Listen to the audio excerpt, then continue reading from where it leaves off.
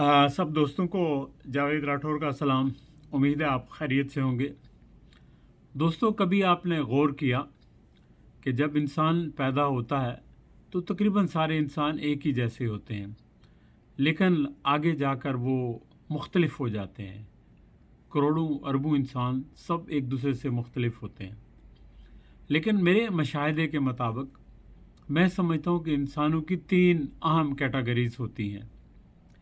एक कैटेगरी तो उन लोगों की होती है जो 95 या 99% होते हैं, और उनका ये ख्याल होता है कि बस ज़िंदगी जैसे भी है गुज़र जाए तो गनीमत है। और उनका फ़लसफ़ा हयात ये होता है कि do as the Roman do. तो इनकी ज़िंदगी ऐसे गुज़रती है कि सुबह होती है, शाम होती है, यूं ही उम्र तमाम होती है। फिर उसके बाद दूसरी कैटेगरी उन लोगों की होती है जो कदरे होशियार, चालाक, मौका परस्त होते हैं, और उनकी ख्वाहिशात होती हैं कुछ हासिल करने की, कुछ बनने की। और तीसरी कैटेगरीज उन लोगों की होती है जो शायद 0.1% होते हैं, जो कुछ करना चाहते हैं, जो दुनिया के निज़ाम से टक्कर लेना चाहते हैं, जो सब कुछ बदलना चाहते हैं, जो उनको सही नज़र नहीं आता उनके ख़्याल में उसको वो बदलना चाहते हैं। और वो लोग बहुत कम होते हैं, और ऐसे लोग आगे जाकर कोई इमाम हुसैन का रूप धारता है, कोई जहर का प्याला पी लेता है, कोई फांसी के ऊपर लटक जाता है, और कोई सरे बाज़ार गोलियों से छलनी हो जाता है। जबकि दूसरी तरफ वो लोग हैं जो मौका शनास हैं, कदरे होशियार भी हैं, चालाक भी हैं। वो लोग उन लोगों के साथ मिल जाते हैं जो किसी वजह से उस जगह पर पहुंच जाते हैं कि जहां उनको माशरे का या मुल्क का कंट्रोल हासिल हो जाता है, चाहे उसमें उनकी मेहनत हो या सिस्टम की वजह से या किस्मत की वजह से।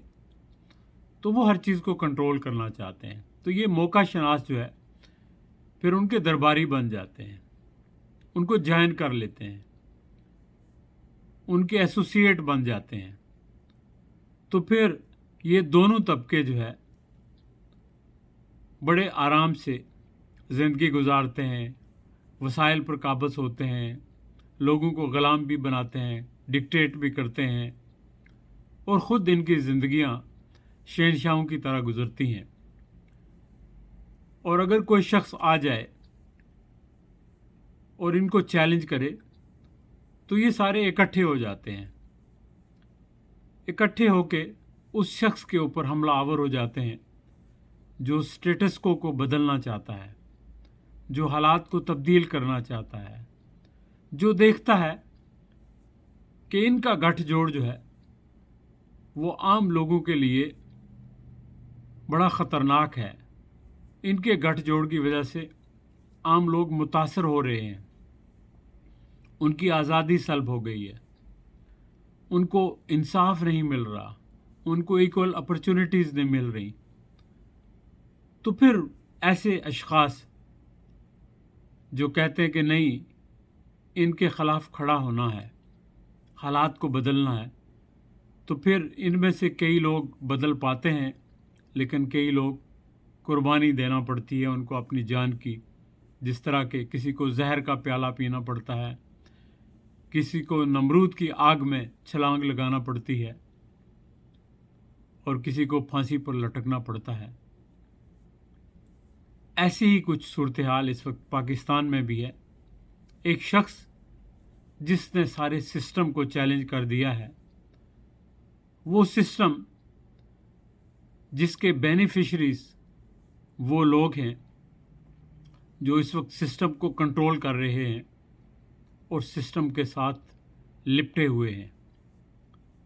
ये सब मिलकर स्टेटस को जारी रखना चाहते हैं, चूँकि इसके बेनिफिशरी हैं ये। लेकिन एक शख्स ने आकर जब से इस सिस्टम को चैलेंज किया है تو یہ سارے لوگ، سارے مافیاز اس کے خلاف اکٹھے ہو گئے ہیں اور اس کو راستے سے ہٹانے کی کوشش کر رہے ہیں۔ تاریخ ہمیں یہی بتاتی ہے کہ جب یہ پاورفل طاقتور حلقے اور ان کے درباری اکٹھے ہوتے ہیں تو کوئی کلمہ حق کہنے والا وہ کلمہ حق کہتے کہتے دنیا سے رخصت کر دیا جاتا ہے۔ لیکن یہ اس وقت کی بات ہے کہ جب زیادہ اخبارات بھی نہیں تھے، ٹیلی ویژن بھی نہیں تھے اور سوشل میڈیا بالکل نہیں تھا۔ لیکن اب تو سوشل میڈیا آ گیا ہے اور لوگوں کے اندر شعور بیدار ہو چکا ہے، اور اس شعور کی بیداری کے بعد سسٹم کو چیلنج کرنے والا ایک شخص اکیلا نہیں ہے، بلکہ پاکستان کے 80% لوگ اس کے ساتھ ہیں۔ اور اب دیکھنا یہ ہے کہ کیا ان کا گٹھ جوڑ، جو لوگ وسائل پر قابض ہیں، جو لوگ اختیارات پر قابض ہیں اور جن لوگوں کے پاس کنٹرول ہے معاشرے کا، اب یہ لوگ غالب آتے ہیں، مٹھی بھر لوگ، یا پاکستان کے 22 کروڑ عوام؟ پاکستان کے 22 کروڑ لوگوں کے لیے میں سمجھتا ہوں کہ یہ ایک ٹیسٹ ہے۔ اگر وہ اس ٹیسٹ میں پاس ہو جاتے ہیں، اپنے حقوق کا دفاع کر لیتے ہیں اور سسٹم کو چینج کرنے کے لیے ایک شخص کی سپورٹ کرتے ہیں جس نے اپنی جان کو ہتھیلی پر رکھ کر سسٹم کو للکارا ہے اور اس کو بدلنے کی کوشش کر رہا ہے، تو یہ ایک نئی تاریخ رقم ہوگی اس صدی کے اندر۔ لیکن ایسا اگر پاکستان کے لوگ نہ کر سکے تو پھر شاید ان کو مزید ایک صدی ایسے ہی حالات کا سامنا رہے گا، اور ان کی آنے والی نسلیں بھی اس سٹیٹس کو کا ظلم برداشت کرتی رہیں گی، جہاں ان کو اپنی چھوٹی چھوٹی ضروریات کے لیے بھی ان لوگوں کا مرہون منت ہونا پڑے گا، ان لوگوں کی پیروی کرنا پڑے گی، ان کی غلامی کرنا پڑے گی۔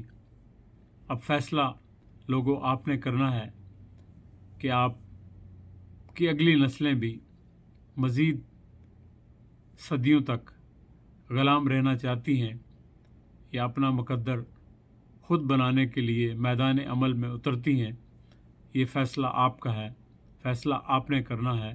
تو ظاہر ہے اس کا ثمر بھی اگر ملے گا تو آپ ہی کی نسلوں کو ملے گا، اور اگر آپ فیصلہ نہ کر سکے اور آپ نے یوں ہی زندگی گزاری کہ صبح ہوتی ہے، شام ہوتی ہے، یوں ہی زندگی تمام ہوتی ہے کہ مصداق، تو پھر آپ کا اللہ ہی حافظ۔ اپنا خیال رکھنا، پھر انشاءاللہ آپ سے کسی وقت اور کسی اور موضوع پر گفتگو ہوگی۔